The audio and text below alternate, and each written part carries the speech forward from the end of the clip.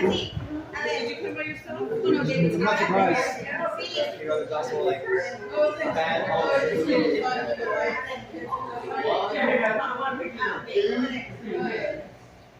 Wow, you're free.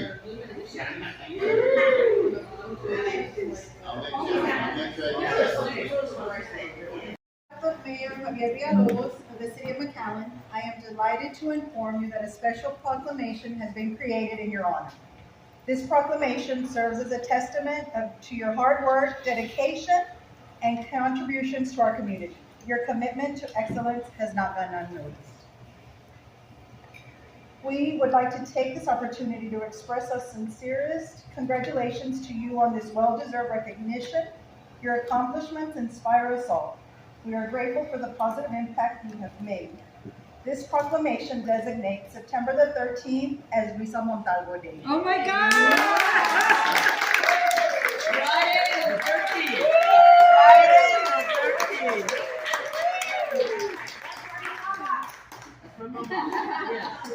Yes. Thank you for your continued dedication and commitment to excellence. Wow. Awesome. The title of my speech is Nothing in Common. I met Luisa over 15 years ago when she visited Hub City Toastmasters Club.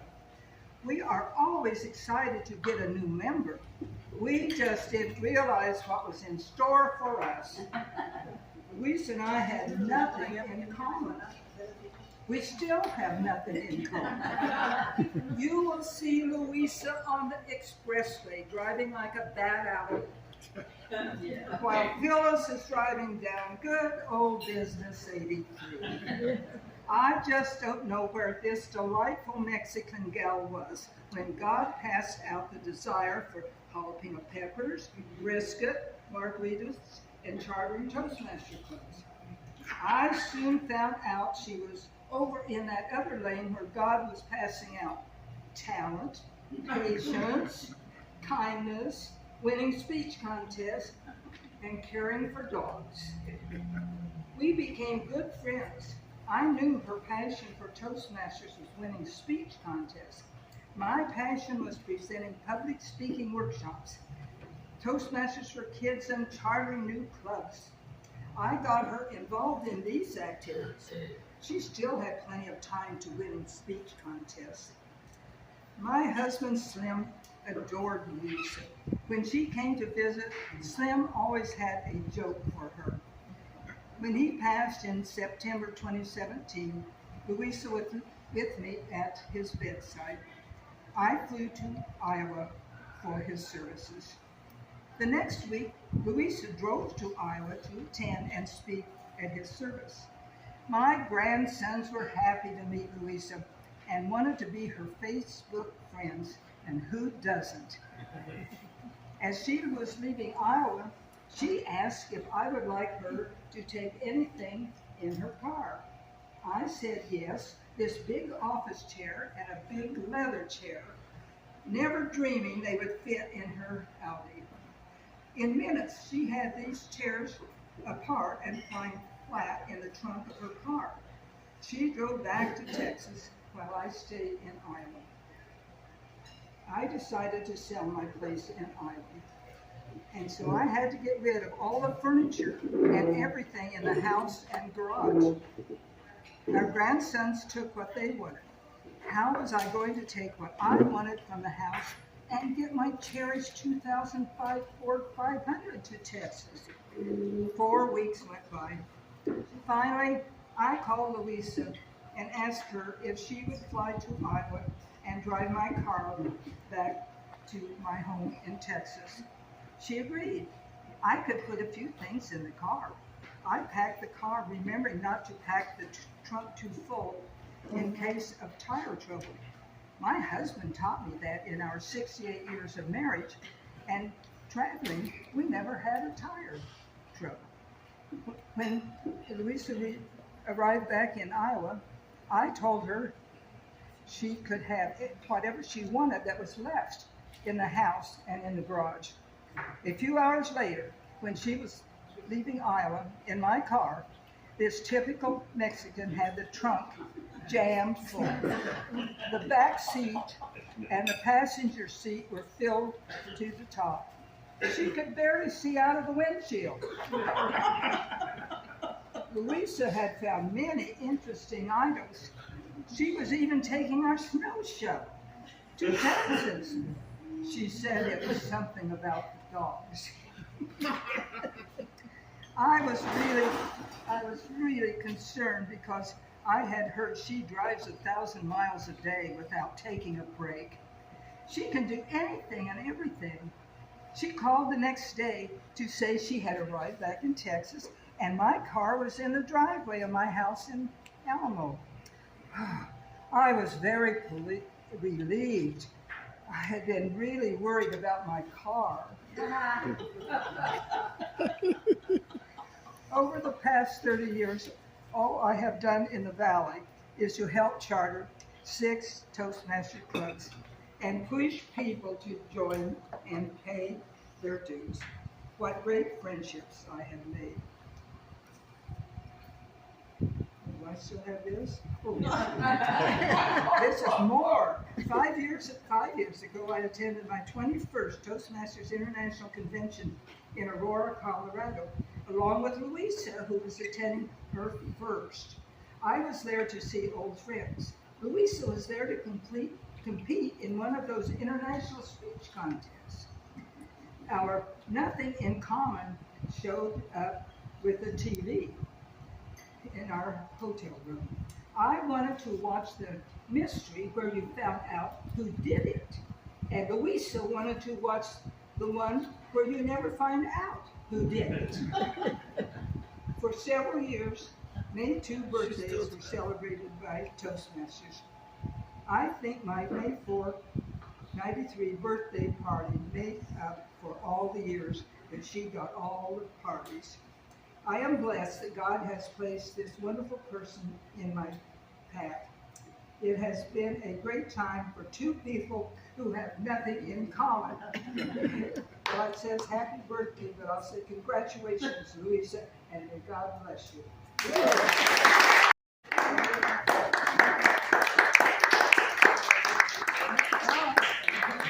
Now I'll have to add some more to this. Yeah, there you go. Yes, absolutely. So anyway, I'm going to try one more time to give a little ode to my very good friend Luisa, to our very good friend Luisa, on this most auspicious day. So I am a part of a 4-member group. We are a very exclusive and very, very discriminating and secretive and not always law-abiding group. However, so we call each other the Fab Four because we truly are fabulous. 3 of us are here. That would be, of course, our very own Luisa, my toki, Sylvia, because I call her my tocaya, so she's my toki, Sylvia Gertner, and myself, and my comadre Sharon, who wishes she could be here, but she's out of town on a very important mission. She's in Las Vegas gambling. So I just want to share with you all a few of the things that we do as a group. We're so close. We respect each other so much. We love each other so much. And we accept each other so much. And I find that very touching because I have always been, I've just always had kind of a lot of backstabbing with people, friendships, etc. And to have a group like this, who love me and adore me and worship me the way they do, without criticism, yeah, right. So, but no, really, it's just the most, just an incredible group. So, I am the early bird of the group, and one of the joys that I get, and one of the things that make me laugh is getting up super early. I'm like a 5:30 a.m. riser, 6 o'clock, 7 o'clock sometimes. And I do my good morning to everybody, my peeps, and everybody's telling me, shut up, And Luisa and Sylvia especially go to bed about 2 or 3 in the morning, and I'm getting up right after they're going to bed, and so I just love to bug everybody. It's a lot of fun. So one morning, not long ago, I had a kind of an argument with Luisa, one of many, and because oh God, if anybody heard my speech at her little eulogy party, you'd know, I mean, this woman is such a pain in the butt, and so there's just certain things that she does that just totally drive me crazy. And one day we were on the phone, and there was a lady who lives down the street from her, and she happens to be like a drug addict, and she came over to her, and she was complimenting her and buttering her up and saying all these things, and I know it's because she wanted to get some money out of Luisa. And I was like, Luisa, don't do it. And I'm on the phone, and of course Luisa, the lady, somehow she left, and then she came back, and she gave Luisa a slice of pizza. And Luisa took it and ate it, and I am having a heart attack. I said, how in the hell are you eating it? You don't even know where it's been. You don't know who's touched it. You don't know how long it's been out of the whole bit. And Luisa ate it gladly, and she said, hey, look on the bright side. I told her to be full of parasites. She goes, no, but just think, if I get a stomach bug, I get diarrhea, am I going to lose 5 pounds? So that's Luisa. Luisa sees the upside of it, and I see the downside of it. And it's just never ending, never ending. It's just a hilarious little relationship that we have. So the other morning, I felt real bad because we kind of, I just like, man, good night. I'm just never ever going to get through to you. And so we kind of hung up on a sad note. So the next morning, I decided, of course, to send my usual morning hugs with my bit emoji and hugs and everything. Everybody, I'm sure, is rolling their eyes. And so here's what I wrote just one day a few weeks ago. I wrote, good morning, my beautiful peeps. I wrote, yesterday, we call Luisa, we call her Ouija. It's her nickname in the group. Her name is Ouija. Yesterday, I called Ouija, and she was crying while sorting things to discard and keep. I called her, and she was having a sad moment, and she was just sorting out a bunch of stuff. She's going through things for her mom and for Connie, and she was just sad. And I said, I always seem to call at the wrong time. But then again, maybe it is the right time when somebody needs a friend. One day, a long time ago, in my never-ending, self-appointed role of hairdresser and coach, I took it upon myself to suggest to Luisa to let me fix her. She gladly let me. Then I decided to fix her nail biting, and I gave her a manicure, which again, she let me. Then again, I decided she needed to fix her look for competition.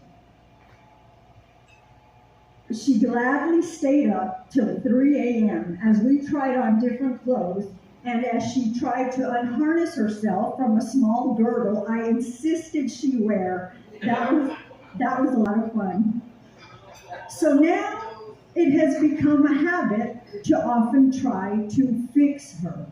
But I came to the realization that Luisa is Luisa, and she is perfectly perfect or imperfect, and that she was wonderfully made in God's image, according to his plan, not my own. If God says, let her eat a slice of pizza that an appreciative homeless crackhead hands her, then who am I to discourage her? My eyes see the potential parasites, and her eyes see the stretched out hand and the opportunity to lose 5 pounds from one of those beneficial bugs. We also have a saying in our group, Lord of mercy. We always say, Lord of mercy. Lord of mercy, what a life lesson and a blessing. Double bonus, because these experiences just give me more material to add to my long list of topics when I too join the ranks on a speaking stage. Now I am stretching out my hand in gratitude to all of you for taking the time to read this message. Please allow me to share a song upon which I stumbled this morning. It was actually the motivation behind this good morning wish. I love you all and would never want to fix any of you because you are perfect in my heart. If any of y'all ever get a chance, there's a song on YouTube called Fix You. It's just a really awesome song. But I am going to play another song in a minute. So as I do very, very often for Luisa, I do not know why. I don't know. Ever since I met Luisa, for some reason, I have been very, very drawn to her. And I've met some beautiful people with her friendship. I've met one of the people that I think was born my twin, and we got separated, and that is Sylvia, my Toki. We are amazingly similar, and God help me, because I don't think of myself as wonderful as I think of her, and yet we're so alike, so I must be okay. But I also met Aunt Bay and Peggy Sue, and of course Jaime, and so many other wonderful people through Luisa's friendship, and I'm so, so grateful. So, as a result, for some reason, I just think that God puts words in my heart. I just funnel them through. I don't even remember them later, but I'm inspired to jot these things down and just send them out as I see fit. And so, a couple of mornings ago, I also sent her this message. I wrote, wishing you a good morning and reminding you that you are blessed beyond measure. Let your heart be filled with joy as you thank God for a new day.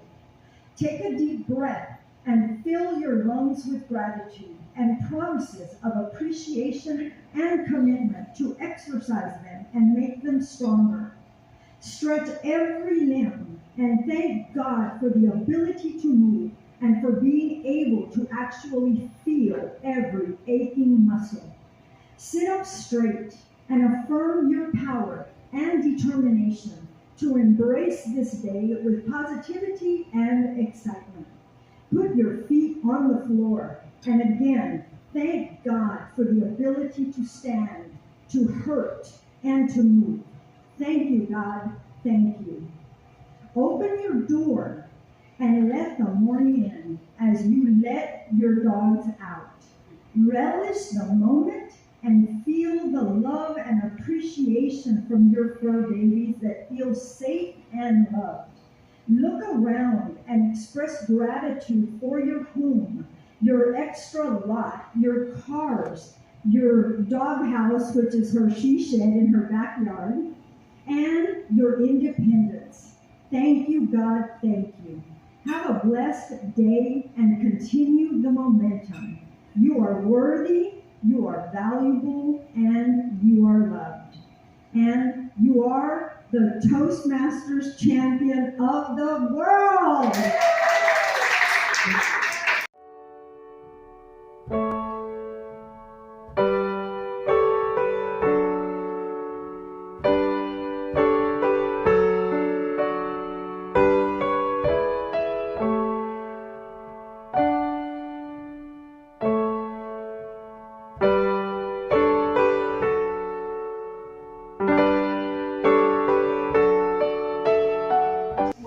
How do I write a speech?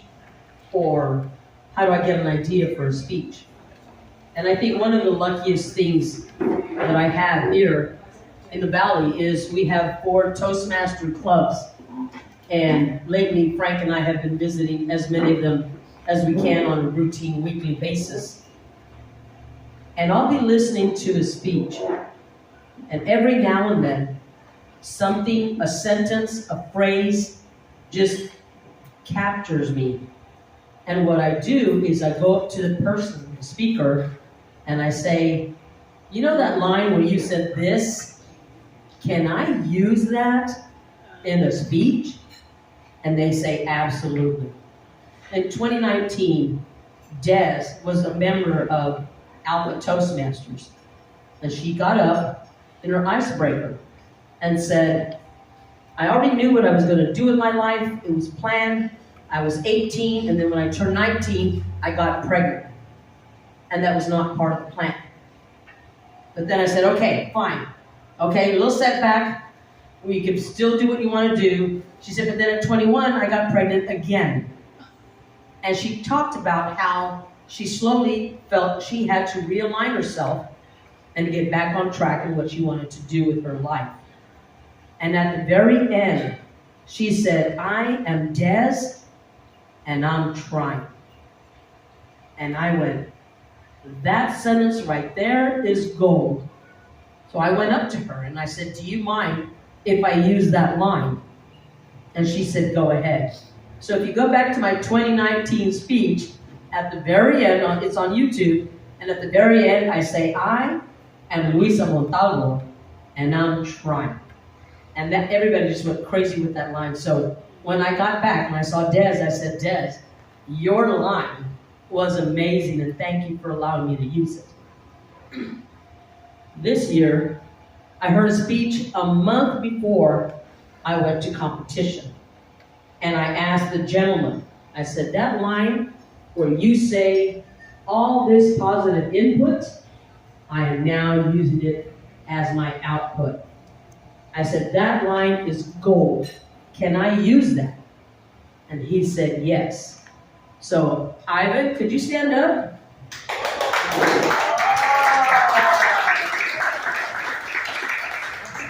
That gentleman right there said I could use that line.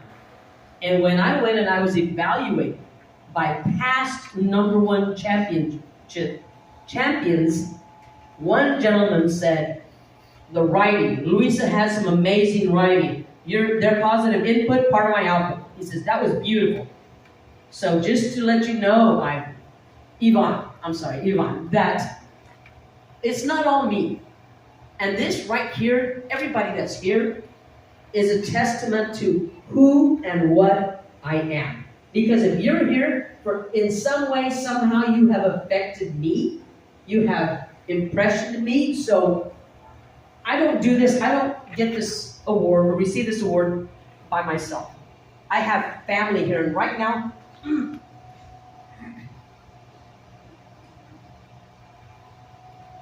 that is so important right now in my life.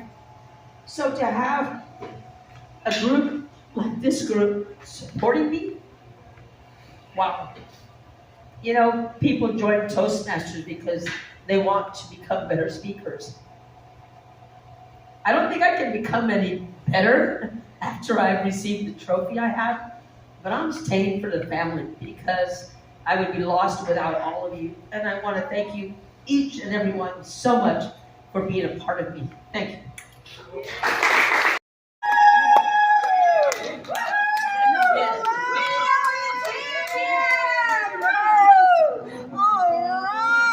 #1 in the world, girlfriend. Thank you. Sharon made it! Sharon made it! There's my lady. There's Oh, Janet. My friend. Okay, she's going with me to Hi, my friend. Awesome. You did it, girlfriend. #1 world speaker in the world. Woo-hoo.